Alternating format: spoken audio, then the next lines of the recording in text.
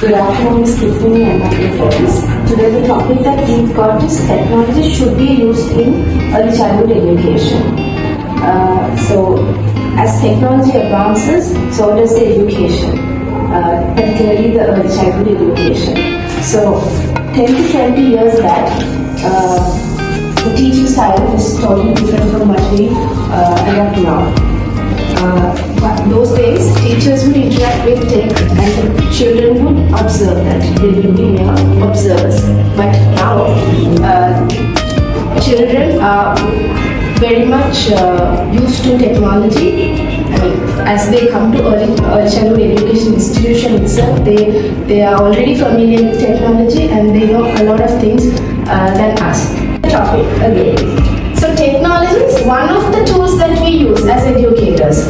Again, Anasha told that it is about children using phones and technology, not the teachers. But when it comes to early childhood education itself, we can't just say it's about children. Early childhood educators are so significant in their lives. It's a collaboration between teachers, parents and children. So there we have to apply technology, as if we don't apply it, see it is like other children will be exposed to technology, but not the children that we teach without technology. They will be obsolete, they will be behind the bars, because when the other children run a race, these children will be like, what are they doing? Technology, they are not exposed in the early childhood years. That is one. Jananda, so you said that tech evolves with easy, right? So I personally think that we as educators, we push technology towards the alpha generation now. But I feel like when we were small, we didn't have any tech. We didn't use any type of tech, and obviously the past generations they didn't use tech at all. So I feel like now only they're pushing tech towards little children because it is evolving. But I feel like we obviously can do a lot of things without technology. And you also said that you can interact with children, but I still think social interactions, like when you personally come to a classroom and interact with your teacher, is so different to when you interact through technology. And also you said that through tech it can be an active learning.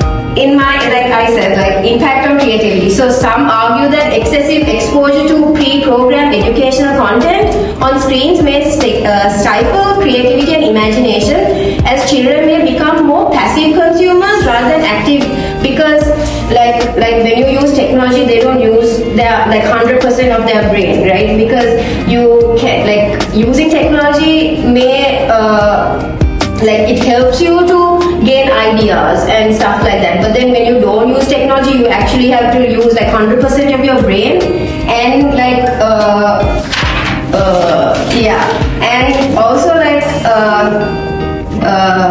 social skills. So over reliance on technology might hinder the development of crucial social skills like communication, cooperation and empathy. So empathy and stuff you can only gain through social interactions. You can't do that through tech, and which are the best learned through direct human interactions. So, and through direct human interactions you can recognize and respond to emotions, right, of others, rather than doing it through which is not face to face. Anasha said that 100% of the brain is not used when using technology. I think I disagree, because some children learn through the visual auditory skills. So technology, for example, through when children use YouTube. Actually, when children use those to watch videos from the YouTube, they it helps them to learn through visuals, so that it absorbs into their mind. And also socializing. So certain games they play or may have interest in the social environment, and they also can make friends where the social interaction is taken place, fostering creativity and imagination. So technology plays a main role here, because It serves as a powerful tool for unleashing a child's creativity and imagination, such as like animation software, video editing tools, and digital art applications. Children can express themselves artistically and bring their ideas to life. Also, online platforms for storytelling and creative writing can also ignite a passion for literature and narrative creation. Through technology, it helps their holistic development, and it prepares them for their future, because from early age, like they get used to technology, which will be helpful for their future academic career.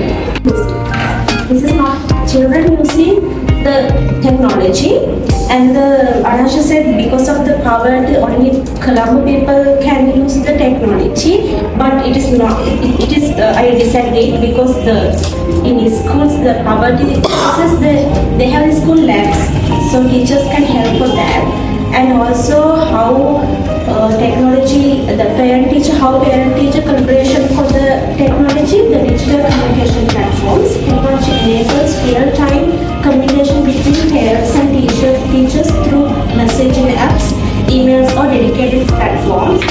This instant communication keeps parents informed about their parents can access information about the children's day schedule, activities, and developmental milestones. This transparency fosters a collaborative relationship between parents and teachers also. And the mobile apps for updates. Easily programs can utilize mobile apps to send instant updates and notifications to parents regarding their children's well-being, achievements, or any specific concerns. This ensures quick, and in my opinion, by integrating these technologies tool into the ECE setting, educators can establish a more interactions. Over-reliance on technology may reduce the quality of teacher-child interactions, which are crucial for a child's emotional and cognitive development. And risk of inappropriate content. When using technology in early childhood education, technology may expose early year children inappropriate content, necessitating strict content controls and supervision. Kids have knowledge to use technology, as I said before, and also limited creativity and imagination. Hands-on activities and entertainment into physical materials encourage creativity and imagination. Digital platforms often provide predefined scenarios, limiting a child's ability to create and explore their ideas independently.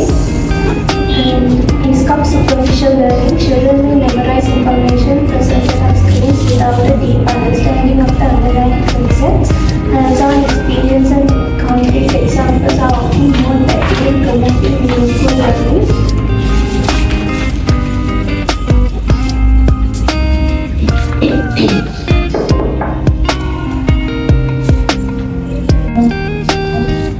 Technology about to child education.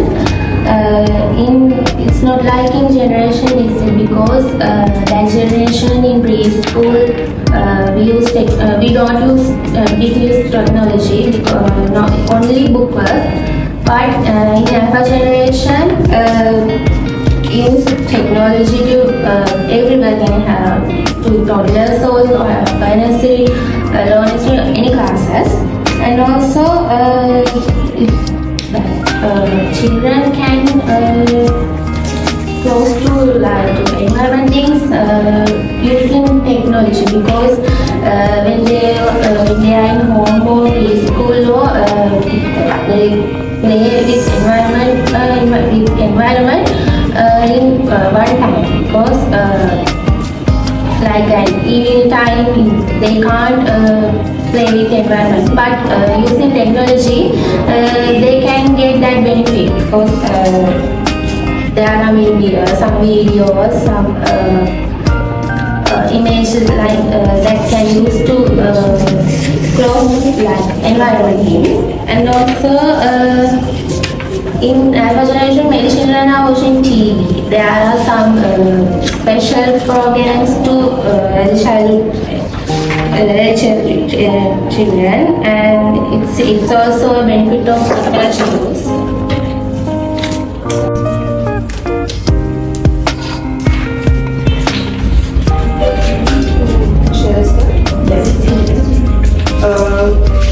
So, Prabodhi mentioned that technology should be used in schools and preschools.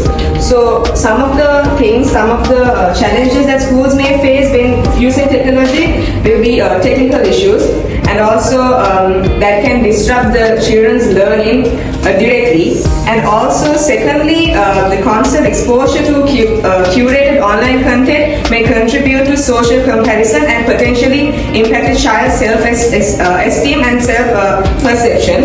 And also, I do not believe that you can gain the gross motor skills and fine motor skills through technology, because the child needs to engage in activities in order to develop those skills. So when it comes to gross motor skills involve large movements such as scrolling, walking, running and jumping. You can't do those through technology, you can't do that through the screen. And also these activities contribute to the development of coordination, balance and strength in major muscle groups. And then we can mention that when the kids use technology, the exposure to blue light will also affect their health problems. Screens emit blue light, which can interfere with the production of a hormone that regulates sleep, and also especially close to bedtime may contribute to disrupt sleep patterns, and also making it harder for children to fall asleep and get quality rest. And also the environmental impact that the environment face through technology tools are extreme, because when you use technology, the phone or the electronic device cannot be given to a child without a parent's consent. So why do you think that? It's because technology cannot be used by a child without an adult